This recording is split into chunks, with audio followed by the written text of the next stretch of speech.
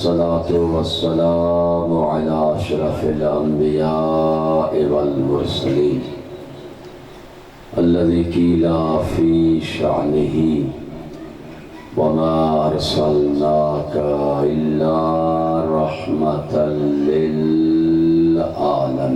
اللهم صل على محمد وآل محمد وآله الطيبين الطاهرين المعصومين الذين أذهب الله عنهم الرجس وطهرهم تطهيرا. اللهم صل على محمد. أما بعد قال الرحمن في القرآن بسم الله الرحمن الرحيم إن الدين عند الله الإسلام صلوات. اللهم صل على محمد. دعا ہے خالق کائنات آپ تمام مومنین کا اس مقام پہ جمع ہونا عظیم عبادت میں شمار فرمائے. آمین. دنیا کے جس کونے میں عزاداران امام حسین علیہ السلام عزاداری منا رہے ہیں، اللہ رب العزت ان کی جان مال عزت آبرو کی حفاظت فرمائے. دعا ہے خالق کائنات اس ذکر کو ہمارے لیے، ہمارے مرحومین کے لیے بخشش، بلندی درجات، شفاعت شفیع یوم جزا حضرت سیدہ فاطمۃ الزہرا سلام اللہ علیہا کی شفاعت کا ذریعہ قرار دے. آمین. جتنی مومنین اس ذکر کے قائم ہونے میں دامے درہمیں سخنے تعاون کر رہے ہیں، اللہ کی ذات ان کی توفیقات خیر میں اضافہ فرمائے. آمین. جتنی مومنین و مومنات بیمار ہیں، بالخصوص ایک مومن ان کی بچی مریض ہے، انہوں نے دعا کے لیے کہا ہے. امام سجاد علیہ السلام کی بیماری کا واسطہ اللہ رب العزت بیماروں کو شفا یاب فرمائے. آمین. اس ذکر کے صدقے میں جو یقیناً اس ذکر کا حقیقی وارث ہے، اس صف اللہ کا حقیقی مالک ہے، جسے ہم پرسہ دینے کے لیے جمع ہوتے ہیں، ہمارے زمانے کے امام خدا کی ذات امام زمان علیہ السلام کے ظہور میں تعجیل فرمائے. آمین. دعاؤں کی قبولیت کے لیے مل کر بلند تر صلوات. اللهم صل على محمد وآل محمد. دوستان محترم، بزرگان دین اور برادران ایمانی، قرآن کریم کی آیت مبارکہ میں نے تلاوت کی ہے اور آپ نے سماعت فرمائی ہے، جس میں ارشاد ہو رہا ہے ان الدین عند اللہ الاسلام. ماشاءاللہ. اللہ کے ہاں جو پسندیدہ دین ہے وہ دین اسلام ہے. 10 دن سے آج پہلی محرم سے آج 9 کی رات ہے. میں اس آیت کا ترجمہ کرتا ہوں اور اس آیت کی تفسیر کسی اور آیت کے ذریعے کرتا ہوں اور آپ سماعت فرماتے ہیں. قرآن کریم کی تفسیر کی قسمیں ہیں. ایک تفسیر ہوتی ہے آیت کی تفسیر آیت کے ذریعے، ماشاءاللہ. دوسری تفسیر ہوتی ہے آیت کی تفسیر معصوم کے فرمان کے ذریعے. جو آیت کی تفسیر معصوم کے فرمان کے ذریعے ہو اس کو کہا جاتا ہے تفسیر روائی. اور اگر قرآن کی آیت کی تفسیر دوسری آیت کے ذریعے ہو تو اس کو کہا جاتا ہے تفسیر القرآن بالقرآن، یعنی قرآن کی تفسیر قرآن کے ذریعے۔ اللہ کے ہاں پسندیدہ دین دین اسلام ہے، اور اسی دین اسلام کے لیے خداوند کریم نے ارشاد فرمایا الیوم اکملت لکم دینکم واتممت علیکم نعمتی ورضیت لکم الاسلام دینا۔ آج کے دن میں اللہ نے اپنا دین اسلام پورا کیا ہے، مکمل کر دیا آج کے دن لکم دینکم دین اسلام کو، ورضیت لکم الاسلام دینا، اور میں اللہ آج دین اسلام سے راضی ہو گیا ہوں۔ آج کی اس مجلس میں ہم نے عرض کرنا ہے کہ کب دین اسلام پورا ہوا، کس عمل کے ذریعے دین اسلام پورا ہوا، اور وہ کون سا عمل تھا جب دین اسلام میں داخل ہوا تو اللہ نے فرمایا آج دین اسلام سے میں راضی ہوں۔ اللہ کے حبیب نے اپنی زندگی میں ایک ہی حج انجام دیا ہے، جو آپ کی زندگی کا پہلا حج بھی تھا اور آخری حج بھی تھا۔ مفسرین لکھتے ہیں اللہ کا حبیب افعال حج انجام دے رہا ہے، یا جبرائیل امین یہ آیتیں لے کے اترے فَإِذَا فَرَغْتَ، اے میرے محبوب اللہ کا حکم ہے فَإِذَا فَرَغْتَ، جب تو حج سے فارغ ہو جائے، فَانْصَبْ، بغیر کسی فاصلے کے اپنا جانشین نصب کر دے۔ بلندر صلوات پڑھ دے۔ اللہم صلی علی محمد وعلی محمد۔ نعرہ تکبیر، اللہ اکبر، نعرہ تکبیر، نعرہ تکبیر، اللہ اکبر، نعرہ رسالت، یا رسول اللہ، نعرہ رسالت، یا رسول اللہ، نعرہ رسالت، یا رسول اللہ، نعرہ حیدری۔ ہمارے بھائی بشیر جعفری صاحب تشریف لائے ہیں، ان کی شفا یابی اور صحت و سلامتی کے لیے مل کر بلند تر صلوات پڑھ دیں۔ صلی علی محمد وآل محمد۔ یہ سورہ نشرہ ہے۔ فَإِذَا فَرَغْتَ، اے میرے محبوب جب تو حج سے فارغ ہو جائے، فَانْصَبْ، حج سے فارغ ہونے کے بعد اپنا جانشین فوراً نصب کر دے۔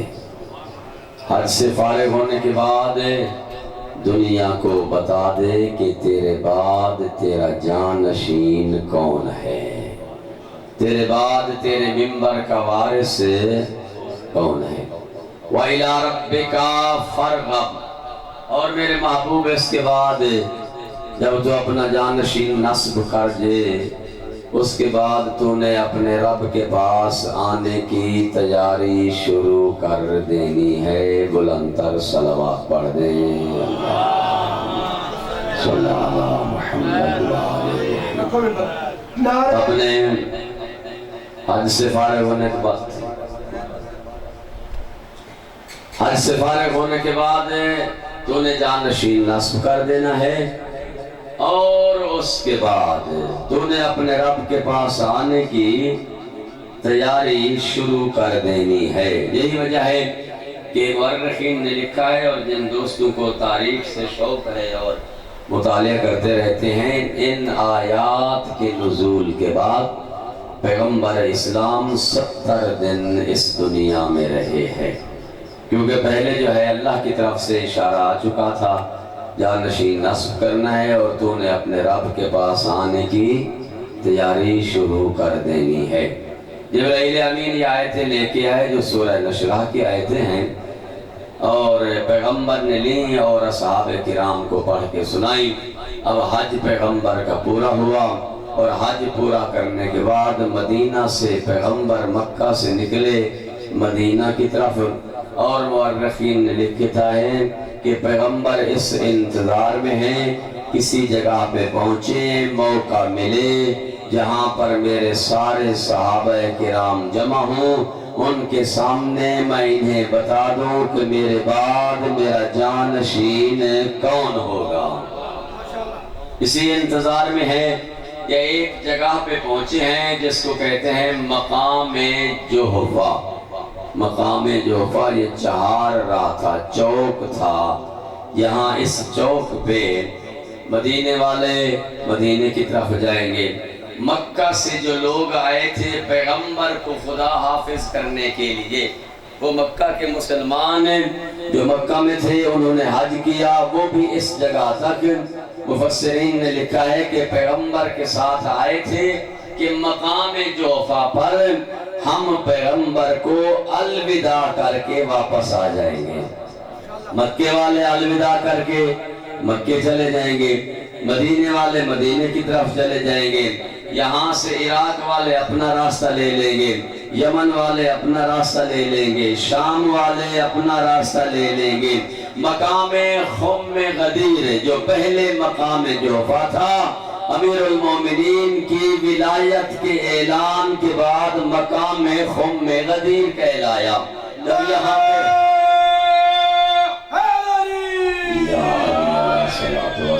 اس مقام پر جب پیغمبر اسلام پہنچے ہیں تو پھر جبرائیل امین ایک اور آیت لے کے آ گئے، یا ایھا الرسول بلغ ما انزل الیک من ربک وان لم تفعل فما بلغت رسالتہ۔